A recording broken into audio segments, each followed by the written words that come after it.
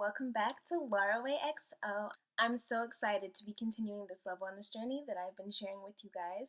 I honestly, like I said before, I am a love wellness fan through and through. I absolutely adore their products, their branding. It's brilliant. I think they've made it super easy to take care of your body as a woman, especially because we don't get to see what happens inside of our. So if something's wrong, usually you can only tell from a smell, or you're feeling uncomfortable, or things of that nature. So I definitely wanted to talk about another product that I just love. As you can see from the title, UTI don't think so. I haven't actually had a UTI ever since I got it. I just bought it because they tend to happen sometimes. And the other product that I used when I had a UTI for the first time ever is an orange pill. And I remember it was the most annoying thing because I had to pee orange for a straight week or so. And I hated it because I don't know, it just didn't feel right. But UTIs do not feel good. UTIs definitely, you'll know when you have it. You will know. And if you don't think you know, then I will talk about what a UTI is in this video, what exactly goes on in your body when a UTI happens, and possible symptoms that might not feel like a usual UTI, but definitely are symptoms of a UTI. So let's get into it. This when I move this thing from Kenya to Los Angeles. Quick blowing sprung my body's fire to your cannabis. When he go dead, somebody call an ambulance. When you see me on the dance floor, baby, I surprise him, hypnotize him. When you see me on the dance floor, baby. What is a UTI? A UTI stands for urinary tract infection. This means that there's been an infection in your urinary system. This includes your kidneys, your uterus, your bladder, and your urethra. Some of them are in your lower urinary tract, meaning right there where your pee hole is, but some of them also occur in your bladder and your urethra. So it can get really serious. Basically, what happens in a UTI are microbes of bacteria are in your urinary tract. They affect your kidneys, your bladder, and the tubes that run between them. And it's just because the body has defenses against certain bacteria and things, and so it starts fighting it off, especially if it's not supposed to be there. They are really common, so don't feel bad if you have them. Like I said in one of my other videos, I used to be very afraid of talking about my vaginal health and just talking about having a vagina, period. But I think ever since I started this love wellness journey, I've definitely been more open with myself and with now you all about vaginal health, and I think it's so empowering. It also just feels nice to know that a lot of people get UTI. So if you have one right now and you're watching this because you want to buy it, don't feel bad. Literally, I've had one before. It was my one and only one, but hopefully it'll never come back again because it was not fun taking the orange pill. Your urinary tract, there are two parts of it, the upper urinary tract and the lower urinary tract. The upper urinary tract consists of your kidneys and your ureters. It's the duct where your urine passes from the kidney to the bladder.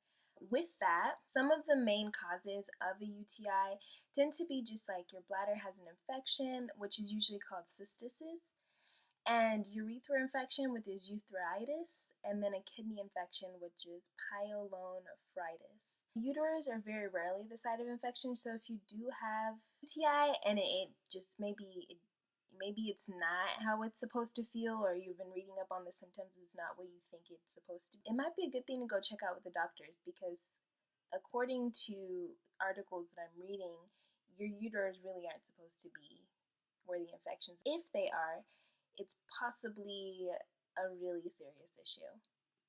Also, when you're pregnant, and just a woman in general, the presence of bacteria in your urine can be very dangerous for you, who is the mother of the child, and for the infant. Because if you don't like bacteria, especially bad bacteria that makes us sick, if there are no symptoms when it comes to that, then you definitely want to take antibiotics, and that's why it's always just good to check in with your doctor or gynecologist. Don't just rely on articles. So basically, if you are of a certain age and you develop a UTI, it usually happens because of these things that I'm about to list. So if you're having sexual intercourse with multiple times or with a new partner, if you just don't take care of your hygiene that much, if you have diabetes, that could be a cause. If you don't empty your bladder every time you go to pee, if you have a urinary catheter, if you have bowel incontinence, if you have like a blocked flow of urine, kidney stones. There are some forms of contraception that actually do induce UTI. And then pregnancy, like I mentioned before, menopause, which doesn't happen for a while for us women. But if you are getting around that age and you're getting more frequent UTIs, that's probably why. There's a lot of procedures involving the urinary tract, so there could be a possible regular bodily function that's happening and a UTI comes about. So that bacteria gets into the lining. Suppressed immune system, immobile for a long period of time, using spermicides and tampons. They actually, on a lot of tampon boxes, they do tell you about possible UTI infection, so don't leave your tampons in too long. This is actually how I got my first UTI. I left my tampon in for way longer than I should have, and I'm not even talking like 8 hours plus. I'm talking like a day and a half because I just felt like, oh, it didn't feel full, nothing was leaking yet, so I just kept it in. And I got a UTI and it was not good. So I just want to say, like, tampons especially, make sure you're being very clean about that. I carry like 7, 8 plus tampons on me for a day because I would rather change it out every 2 hours than leave it in for 8 hours and possibly forget or just having an issue. So yeah, there goes your warning for me.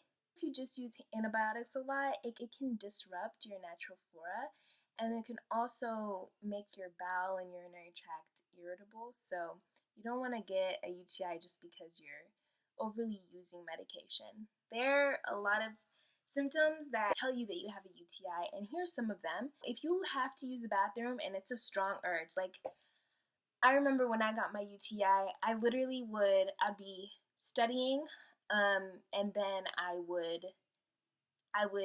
feel the need to go pee. And as soon as I went to go pee, like I had to rush to the bathroom because I felt like I was going to pee on myself and I couldn't hold it, like a child. And I did this like 4 or 5 times in a row within an hour. But you really have to go to pee, and then when you go pee, like a drop comes out, or maybe like a little burst. So it can get annoying, especially if you have to do that almost every hour, like 5 times. That's annoying.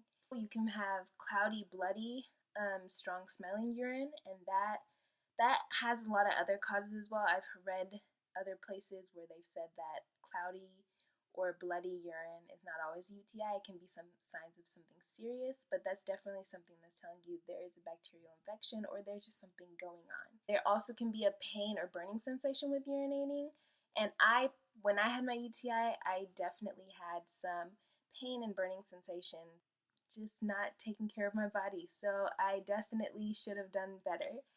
Muscle aches and abdominal pains, I don't know if they technically go with like period pains and things of that nature, but if you're feeling them excessively, I want to say that's a good sign to start taking UTI medicine.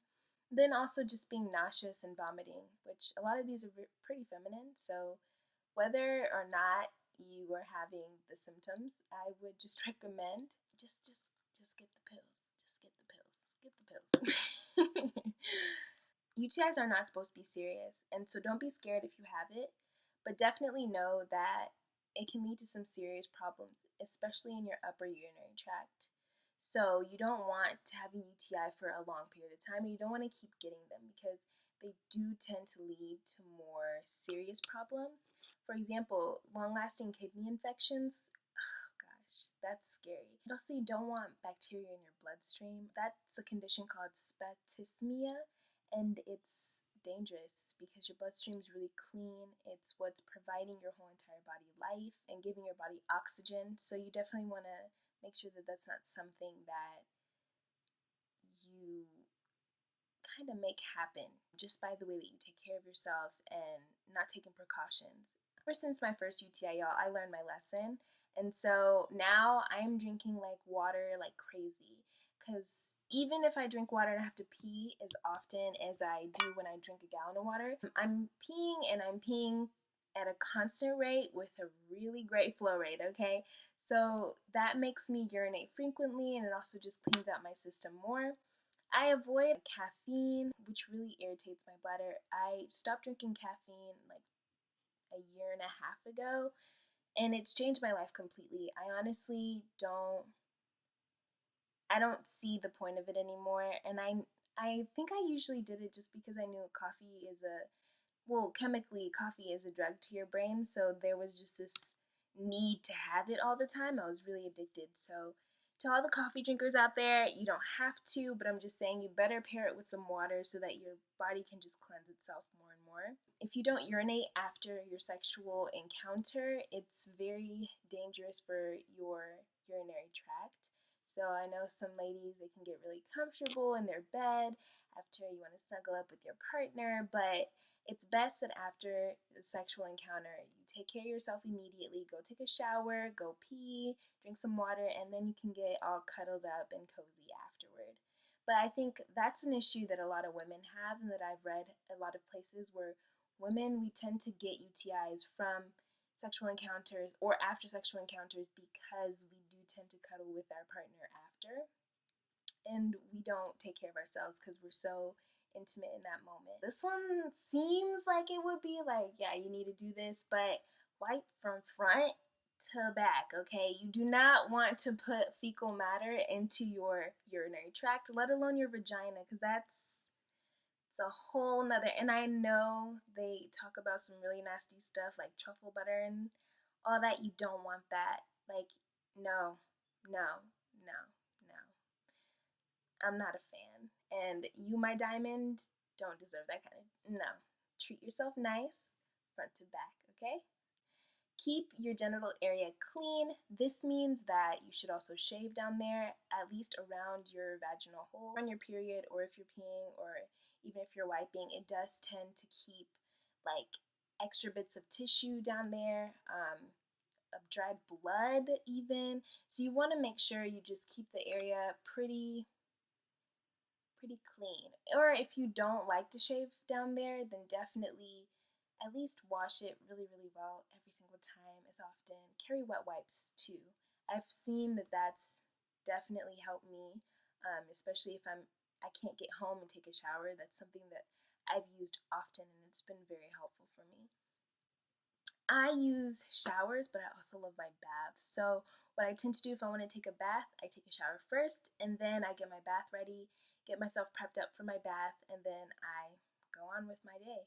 Stay away from tampons. Like, you don't want to use tampons anymore, especially if you know you're not going to be responsible with them. Avoid using things that aren't for birth control as birth control. I know that sounds funny, but just you know who you are. If you're doing it, don't do it anymore. Just use what you're supposed to use for the thing that it's supposed to be used for, okay? And don't use perfume products in the genital area. I actually talked about this in my previous video, Killer by Love Wellness, and I needed a boric acid suppositor because I had seen girls use douches and things, and that didn't make sense to me, like using soap to clean out inside. I would stay away from those Irish Spring, Dial, Caress, those kind of bar soaps, because they do have a lot more scent on them, and I mean, they do smell good, so use them on your body if you like them. Not for your lady down there. I also love to wear cotton underwear and loose-fitting clothing. I used to be all about skinny jeans all the time, but as I've gotten older, I've started to realize skinny jeans really made me feel uncomfortable, and it was because they were so tight around my bikini area. I wasn't giving it enough air down there, especially on my period, okay? But I definitely wanted to talk about all of this stuff just because I've had a UTI before. I didn't like the medication that I had at the time because Love Wellness, I didn't know about them, or they didn't exist at that time. So I had to take a medication that made me pee orange, and that was not comfortable. As much as UTIs are in women, UTIs can also be in men. My recommendation on this product: men and UTIs, it's very rare. A man who has a circumcised is less likely to get a UTI than a man who has not undergone circumcision, and it's because that skin around has more of areas for bacteria to grow. Ways that men can cure it is with antibiotics or antimicrobials, and as you get older, men, you tend to become more at risk for a UTI. Just how it works. I also wanted to talk about something that I had done at one point, I started incorporating a lot more cranberry juice into my diet, and it was because it was helpful in preventing UTIs. Cranberry extracts have anthocyanins and salicylic acid. They are pain-killing and they have an anti-inflammatory effect so that it helps alleviate the UTI symptoms. So both men and women, just be sure to take your UTI meds and also pair it with cranberry juice, because I have found that works for me and I love it. A man can get it. It's not just a woman's problem. Other than that, thank you, Diamonds, for tuning into another LauraWayxo YouTube video. I am so glad to be talking, guys, about this whole entire journey. It's so empowering for me, and I hope that it's helping you, especially make purchases for your hard-earned money. Please like and subscribe. I would love to build a family here on YouTube. It's always been my dream, and I just hope that y'all stick with me even after my love wellness journey. And remember, you become beautiful under pressure.